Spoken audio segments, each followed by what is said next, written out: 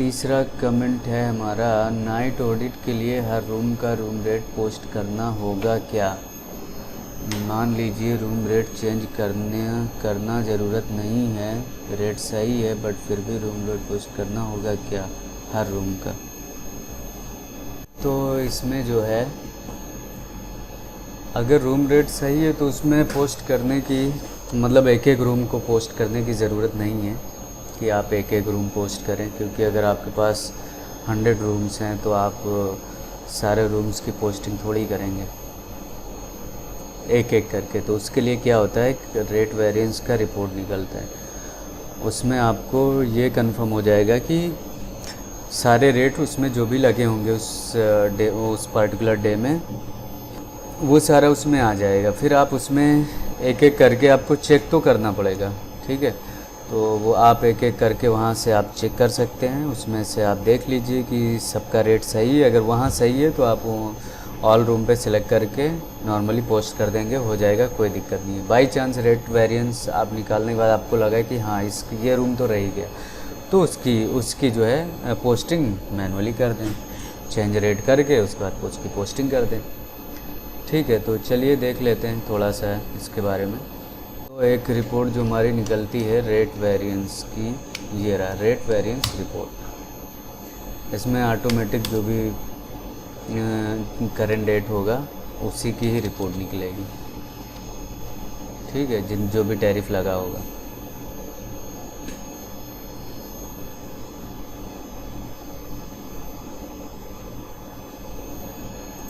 तो जब आप रेट वेरिएंस निकालेंगे तो ये यहाँ पे आपका सारा रेट शो हो जाएगा। ओके,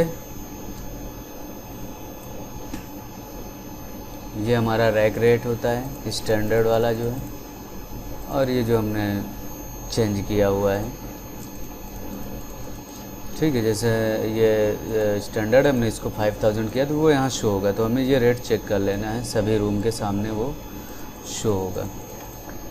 अगर मान लीजिए कोई एक पार्टिकुलर रूम है जिसे 312 और इसका रेट गड़बड़ है, 5000 दिखा रहा है और आपने इसको 4000 लगाया हुआ है या 10,000 लगाया हुआ है, तो इस पार्टिकुलर रूम को आपको चेंज रेट में जाके चेंज कर लेना है, और चेंज करने के बाद आप उस पार्टिकुलर रूम का पोस्टिंग कर दें और उसके बाद ऑल रूम की पोस्टिंग कर दें, ठीक है। जैसे कि मान लीजिए कि आपका सारा रेट सही है, हम पोस्टिंग में जाएंगे, रूम रेट पे जाएंगे।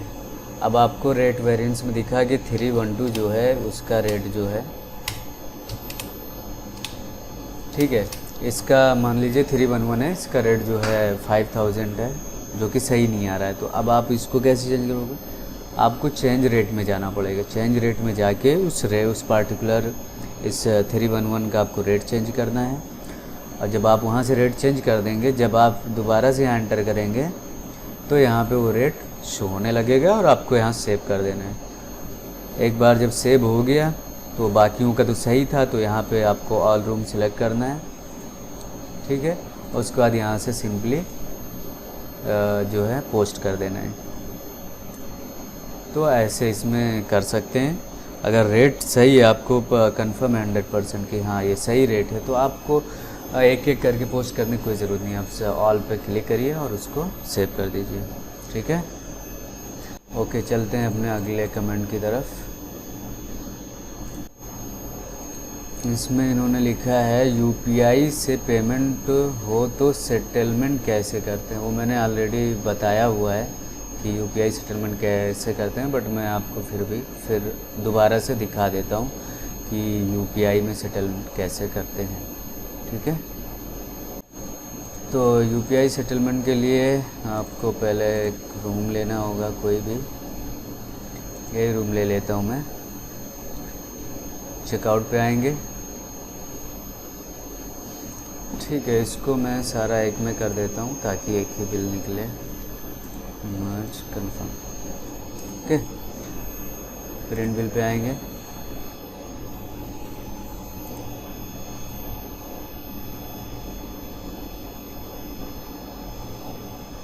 अब आपको यूपीआई में करने के लिए आपको क्रेडिट कार्ड में जाना होगा, ठीक है। क्रेडिट कार्ड पे आप क्लिक करेंगे, क्रेडिट कार्ड टाइप पे डबल क्लिक करेंगे, यहाँ पे आपको नीचे यूपीआई मिल जाएगा। यूपीआई सिलेक्ट किया, आप कंपनी कौन सी है। अब यूपीआई में कई सारे बैंक हो सकते हैं, एचडीएफसी का है तो यहाँ पे यूपीआई एचडीएफसी सिलेक्ट करेंगे। आईसीआईसीआई बैंक है या कोई भी बैंक है, वहाँ उस बैंक का यूपीआई करके ऐड होगा, तो वो सिलेक्ट कर लेंगे। तो हम यहाँ से ले लेते हैं यूपीआई एचडीएफसी बैंक। ओके, अब ये क्रेडिट कार्ड की जगह यहाँ पे आप ट्रांजैक्शन नंबर डाल सकते हैं, जो भी ट्रांजैक्शन नंबर है, और यहाँ डेट डाल दीजिए कोई भी। ऑथराइजेशन में जो भी कोड है वो आप डाल सकते हैं और एंटर करेंगे। अमाउंट जो है 15,000 आपको रिसीव हुआ है, एंड की प्रेस करने पे अमाउंट ऑटोमेटिक उठा लेते हैं। एंटर करेंगे कंफर्म करेंगे, ठीक है। उसके बाद बैक आएंगे तो यहाँ पे क्रेडिट कार्ड में 15,000 शो हो रहा है, बट आपने वो जो यूपीआई का ऑप्शन है वो क्रेडिट कार्ड में ही आता है, वो हर जगह आपको यही मिलेगा अगर वहाँ यूपीआई ऐड है तो। सिंपली यहाँ पे आप सेव करेंगे और वो सेटल हो जाएगा यूपीआई में। ओके, ठीक है, चलिए हम अगला देखते हैं। सेटलमेंट करते टाइम कंपनी शो ना हो तो क्या करें। देखिए, अगर कंपनी बनी होगी तो 100% शो होगा, उसमें कोई शक नहीं है। हाँ, एक चीज़ ये होता है कभी कभी क्रेडिट अलाउड नहीं होता है, तो वो आपको अलाउ कराना पड़ेगा, तब आप सेटलमेंट कर सकते हैं। और ये भी है कि बाई चांस कंपनी नहीं बनी है और आप सेटलमेंट विंडो पे हैं, तो अगर आप बाहर आओगे तो वो बिल वाइड हो जाएगा। तो उसके लिए आप क्या कर सकते हो कि उसको किसी भी मोड में सेटल कर दो, लाइक कैश में सेटल कर दो या किसी और कंपनी में सेटल कर दो या बिल ऑन होल्ड में सेटल कर दो, और वो कंपनी बनने के बाद आप उसको रीसेटल भी कर सकते हो उसी कंपनी में। इस केस में जो है बिल वाइड नहीं होता है। चलिए दिखा देता हूँ इसको भी। तो मान लीजिए कोई एक रूम ले लेते हैं, ठीक है, इसी को ले लेते हैं। चेकआउट पे आते हैं, प्रिंट बिल पे क्लिक करते हैं।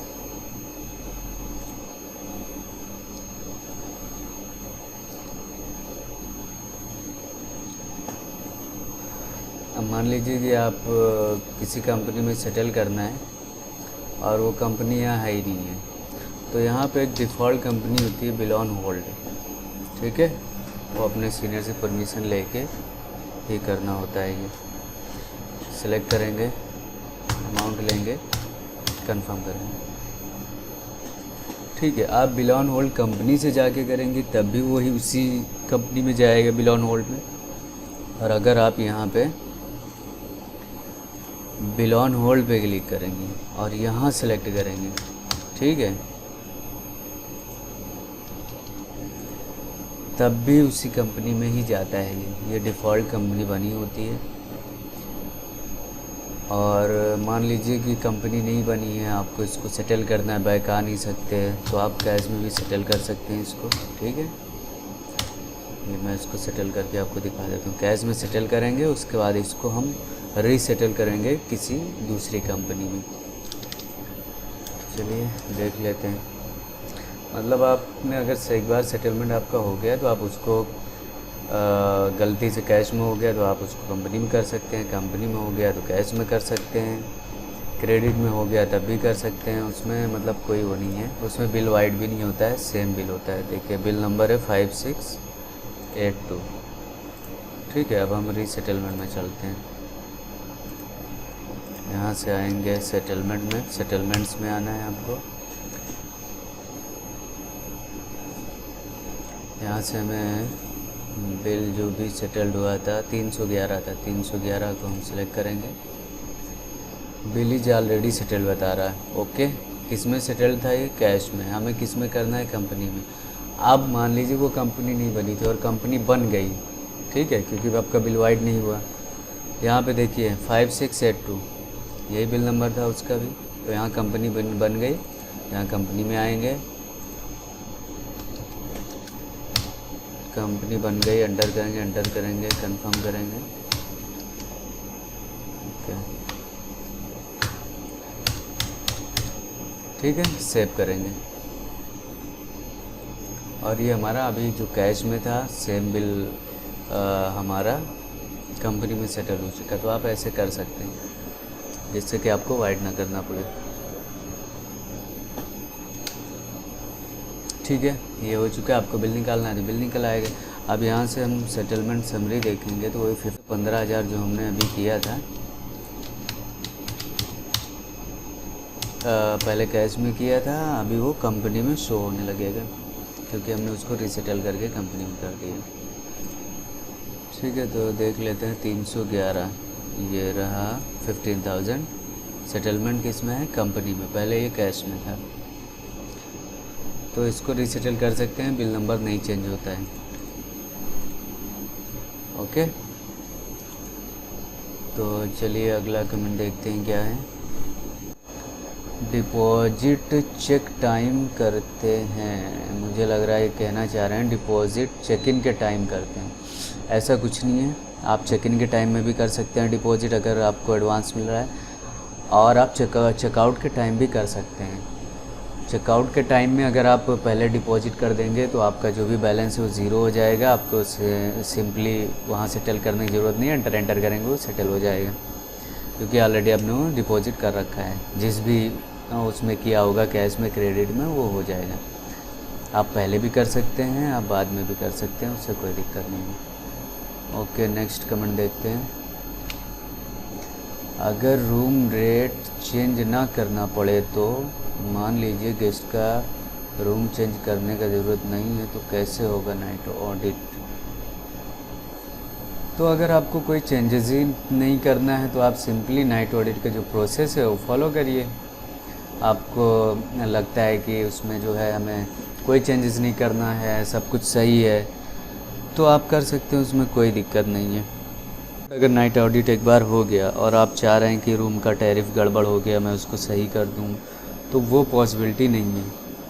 वो फिर आपको अलाउंस ही करना पड़ेगा, उसके सिवा कोई ऑप्शन नहीं है कि आप चाहें कि जो रूम रेट है अगर वो होना चाहिए था 4,000, वो गलती से 5,000 हो गया और नाइट ऑडिट भी हो गई, तो फिर आप उसका अलाउंस ही पास करना पड़ेगा आपको, और कोई ऑप्शन नहीं है। नाइट ऑडिट के पहले आप कोई भी चेंजेस कर सकते हैं, नाइट ऑडिट के बाद आपका जो भी चेंजेस है वो रिस्ट्रिक्ट कर दिया जाता है। ओके।